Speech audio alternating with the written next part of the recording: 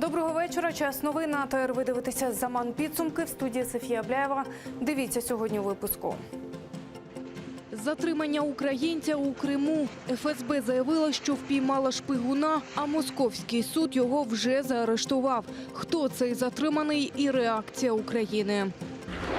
Кримські зміни до Конституції, посилення репресій проти кримських татар та пропутінська агітація у Криму. Розкажемо докладно про теми доповідей делегатів Всесвітнього конгресу кримських татар у Києві.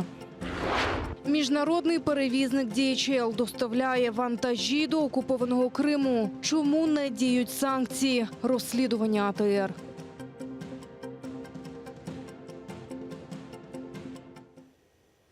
Українця, затриманого сьогодні в окупованому Криму, заарештував Лефортівський суд Москви. Його взяли під варту до 11 квітня. Російські ЗМІ повідомляють, що він зізнався у шпигунській діяльності в Криму на користь СБУ. Про затримання українця у Сімферополі стало відомо сьогодні у півдні. Затриманого звуть Костянтин Давиденко. Йому 31 рік. Він брокер з приватного підприємства «Донецький східний брокерський торговий дім». Таку інформацію він вказав на особистій сторінці у соцмережі ВКонтакті. Зі сторінки чоловіка можна побачити, що це не перший його візит до окупованого Криму. В СБУ затримання Давиденко коментувати не хочуть, аби йому не зашкодити, а МЗС цю інформацію все ще перевіряє. Верховний суд Білорусі таємно розглядає справу українського журналіста Павла Шаройка. Цю інформацію білоруським ЗМІ підтвердили у прес-службі суду. Засідання відбувається у закритому режимі. Як повідомили нашому телеканалу у посольстві України у Білорусі, українських дипломатів на суд не пустили. Засідання відбувається в закритому режимі. Захищає його адвокат білоруський, який має спеціальний доступ до цих справ, тобто має доступ до таємниці, оскільки справа закрита. Наразі немає дозволу до зустрічі з ним. Але я думаю, що коли почнеться вже суд, слухання йдуть, то, як правило, ні консула, ні родичів не допускають до спілкування з звинуваченим. Я думаю, що після вже завершення суду і винесення вироку, тоді ми будемо знову просити, щоб нам дали дозвіл зустрітися з Павлом. Про затримання журналіста українського радіо Павла Шаройка білоруськими спецслужбами в Україні стало відомо торік, 17 листопада. Шаройко білоруське КДБ висунуло звинувачення у шпигунстві, а білоруські ЗМІ поширили відео його допиту.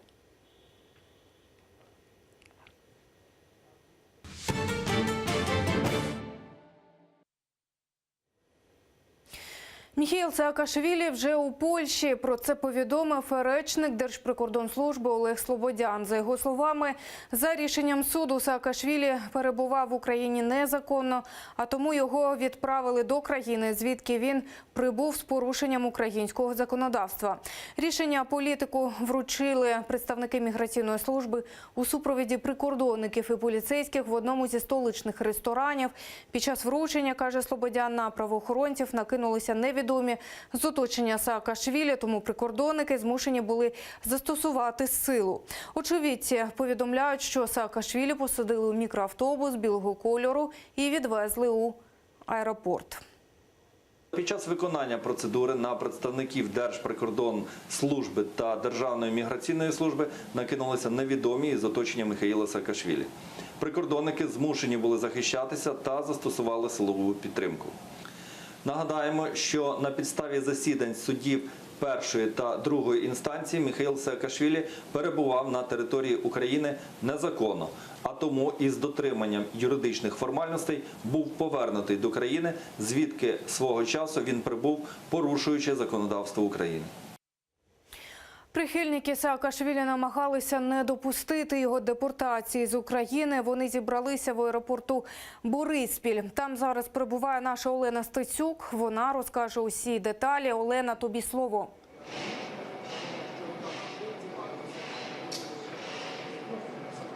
Вітаю, колего. Головна новина, що Міхеїл Саакашвілі таки перебуває дійсно у Польщі. Але розповім про все по порядку. Протягом кількох годин його соратники тут, в аеропорті Бориспіль, намагалися дізнатися, де перебуває їхній лідер. Єдине, що вони знали, це те, що його вдень викрали, як вони кажуть, з ресторану, де він обідав, і вивезли у невідомому напрямку. За їхніми словами, один з варіантів, які розглядалися, це реадмісія у Польщу, оскільки якраз звідти він останній раз перетинав кордон. Але на думку соратників, будь-яке видворення Міхеїла Саакашвілі за межі України є незаконним. І після 18-ї години ось стало відомо, що він таки перебуває у Польщі. Далі прошу пряму мову. Тут відправили, як і всіх інших людей, з приниженням гідності людської, з приниженням взагалі будь-чого. З приниженням це означає, що якщо ви громадянин України, чи якщо ви людина, яка має певний юридичний статус, то з вами як з худобою ніхто звертатися не має права.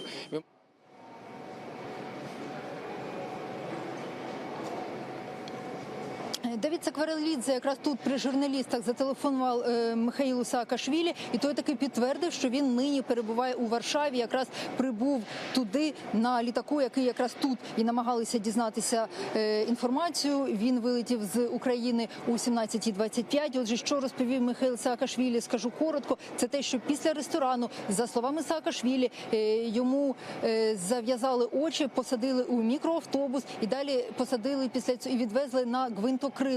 Кружляли, за словами Саакашвілі, над Києвом, аби, мовляв, заплутати сліди. Після цього привезли його у Бориспіль, де він чекав хвилин 40, як він сам розповідає. Далі посадили його у літак. І ось нині він у Польщі. І тим часом соратники Міхеїла Саакашвілі вже вийшли із аеропорту Бориспіль і попрямували до адміністрації президента. Кажуть, що вони мобілізуються і далі будуть вимагати від очільника держави пояснення стосовно свого лідера. Ось поки це вся інформація у мене. Студія. Дякуємо. Це була наша Олена Стецюк. Вона була наживо з аеропорту Бориспіль. І вже згодом ми розкажемо докладніше. Ймовірність видворення Міхеїла Саакашвілі журналістам напередодні прокоментував президент України Петро Порошенко. Його інтерв'ю австрійське видання «Профіль» оприлюднило тільки сьогодні. Голова держави допустив видворення Саакашвілі, однак назвав це справою міграційної та прикордонної служб, на яку не хоче впливати. Він порушив український закон. Його засудили в Грузії. Не мій обов'язок як президента вирішувати, що з ним відбудеться. Він міг би бути видворений, незважаючи на те, що я цього не хотів би. Але це справа Державної міграційної служби, прикордонних органів. Я не хочу на них впливати.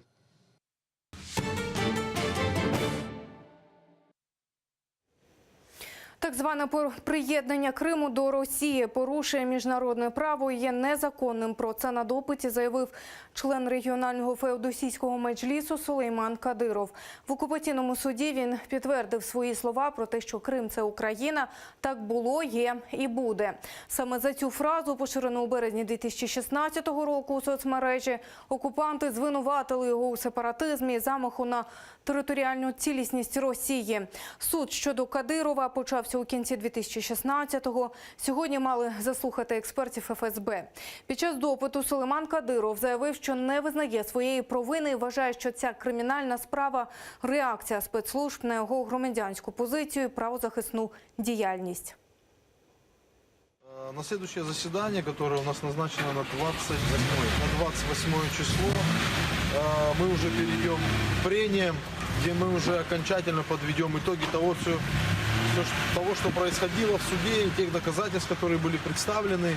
В прениях мы выступим, и Сулейман Ага выступит с последним словом и так далее, и уже будем, значит, ожидать приговора. Действительно, самое главное, то, что у нас, крымских татар, именно в беде все объединяются. Вот посмотрите, сколько идут политических процессов. Это объединяет в экстремизме, терроризме. Самое главное для человека, который защищает свои права, свою свободу, права, свободу своего народа, их моральная поддержка, это очень много значит. Поэтому огромная благодарность всем, кто сегодня пришел к нам на суд. Зміни до Конституції, знищення окупантами Ханського палацу, тиск на корінний народ півострова. Це головні теми, які обговорювали під час 11-го засідання виконкому Всесвітнього конгресу кримських татар у Києві. Докладніше розкаже наша Ельвіна Саїдбулаєва. Це 11-те засідання виконкому Всесвітнього конгресу кримських татар. Для участі в ньому приїхали учасники з Америки, Литви, Туреччини та окупованого Криму. На порядку денному низка нагальних питань. Одне з пріоритетних – зміни до Конституції, частини 10 щодо статусу Криму. Члени виконавчого комітету Всесвітнього конгресу кримських татар певні, що затверджений статус кримсько-татарської автономії Криму стане не лише відновленням справедливості, але й відповідатиме міжнародному праву у частині права корінних народів, а також стане одним з ефективних механізмів повернення Криму під державний суверенітет України. Bizim yapganımız, bizim maksadımız Наше завдання – наблизити наш народ до своєї мети. Хоча нині Крим знаходиться у руках росіян, але ми повинні прагнути до створення державності кримських татар на своїй землі.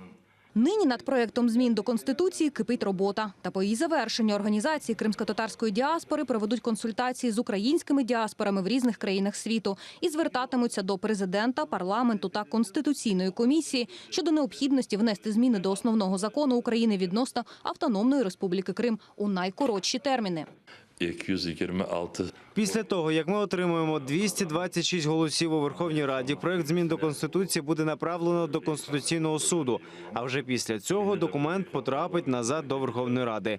І для того, аби його ухвалили, потрібно буде 300 голосів. Але це надзвичайно важко. Руйнування культурної та історичної спадщини кримсько-татарського народу – ще одне питання, яке обговорювали на засіданні. Про критичну ситуацію довкола Ханського палацу доповідала колишній директор Національного історико-культурного парку Бахчисарая Ельміра Аблялімова. Під виглядом так званої реконструкції окупанти просто нищать автентичність унікальної історичної споруди.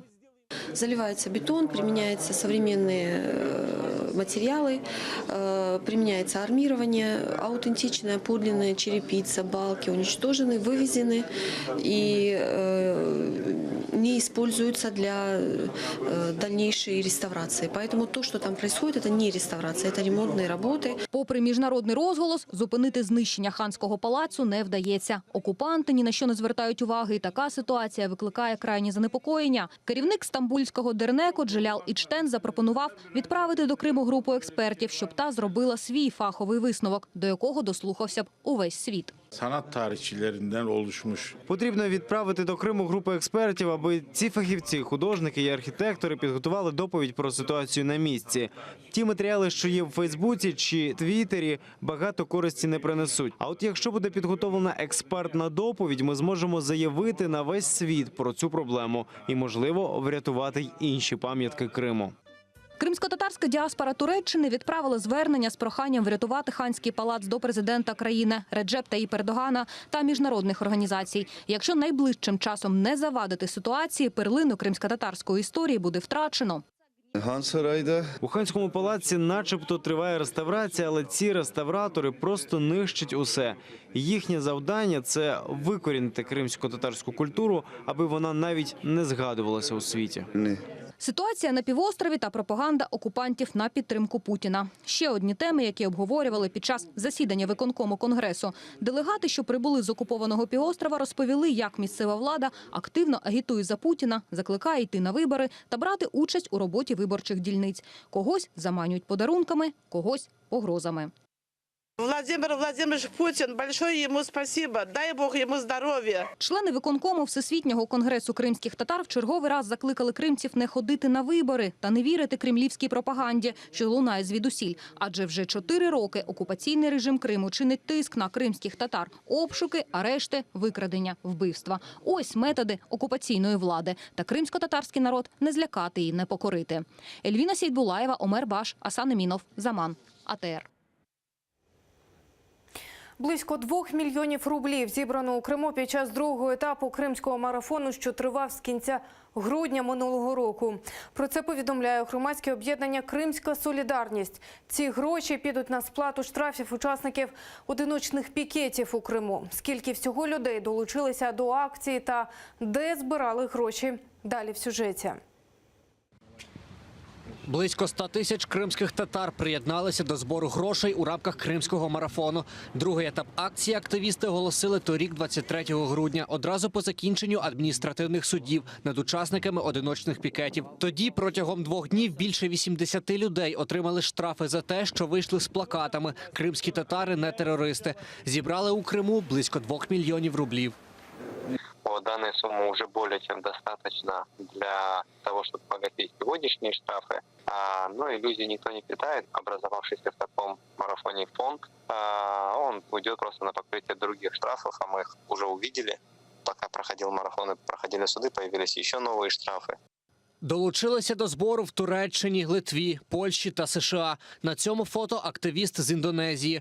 Суму, зібрану за кордоном, представники Кримської солідарності оголосять згодом, коли гроші дійдуть до Криму. Акция не ограничилась только границами Крыма либо России. К акции присоединились и Украина, и Турция, даже Соединенные Штаты Америки. 41 тисячу гривень, 116 рублів та 870 доларів зібрали на материковій Україні представники громадської організації «Правозахисний рух Криму».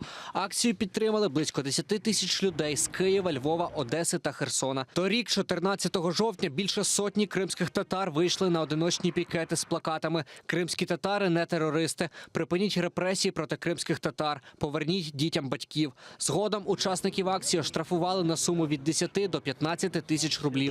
Загальна сума штрафів становить близько 1 мільйона рублів. Разумеется, мы не питаем иллюзий, что репрессии и штрафы остановятся.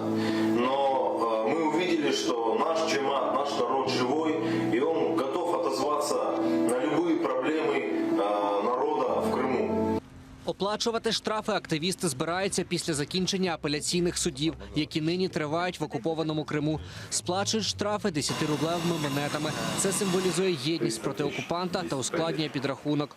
Віктор Пономарьов, Заман, АТР. Німецький перевізник DHL відкрито підтримує окупацію півострова. Пошукова система сайту компанії знаходить Севастополь, як і інші кримські міста у списку Російської Федерації.